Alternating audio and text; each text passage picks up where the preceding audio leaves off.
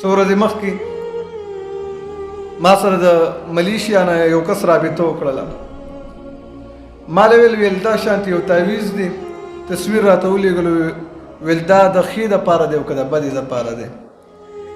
ما ورته ویل ښه او بده به وروسته ګورو، خو د شیز جایز نه دی په اسلام کې. ویل دا موږ په هندو باندې کړی، زموږ یو رشته دار دی هغه ما له په هندو باندې کړی دی چې ستا به د خپلې ښځې سره محبت زیات شي، د دې دپاره یې کړی دی او ښې ډېرې پیسې ترې نه اخیستې وي.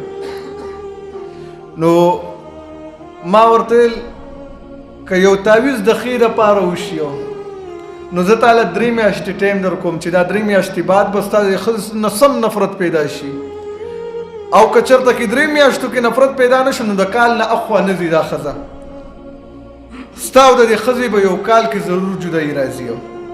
ځکه موږ دغه شیزونه وکتل چې دا خلک لاړه جادوګران له ورله د خاوند د محبت دپاره چا دا تعویضونه وکړله، خو چې کله یې کور ته راوړي دي یو څو ورځې اثر کړی دی، کله دا شانتې هم شوي دي چې د خاوند ډایرکټ دغې ښځې له طلاق ورکړی دی.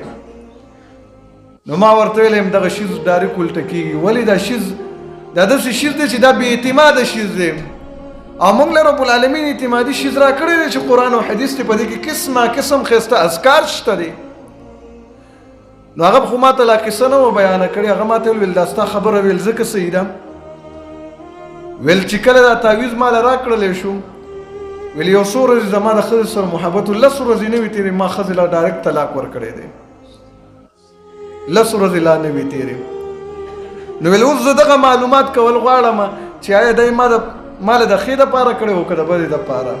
ما ویل که د ښې دپاره یم درله کړی و خو درله بد شولو، لکه دا الټه کېږي په دې انسانانو باندې. څوک د کاروبار دپاره روان یره ما له تعویض پکار دی، څوک د بل شیز دپاره، حالانکې دغې تعویضونه لرې کېدل پکار دي. د دوبۍ نه پرون ما سره یو کس رابطه وکړله، ویل یاره ویل دا تعویض دی او دغه مسلې راله ذکر کولې، او ویل یو کس راله ویل داسې به تعویض بدل وکړم داسې. ما ورته ویل که دا وهم دی واخیستلو ټول عمر به بیا ته د دې تعویضونه لرې نه شي ګورې، ټول عمر به همدغې پسې روانې چې فلاني را باندې وکړلو، ما باندې داسې وشو او ما دا شانتې وکړو، چې کمې پیسې ګټې هغه به ته وړې همدغې جادوګرانو له به یې ورکې، همغې پسې به روانې.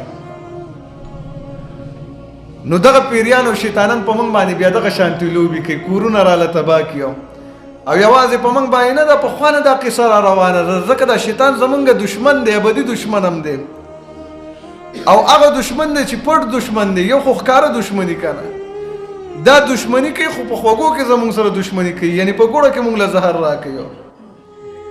دې وجه نه رب العالمین موږ ته وایي چې دا ستاسو دشمن دی، دا خپل دشمن وپېژنئ. نو په موږ باندې انتهایي لوبې شروع کړي دي.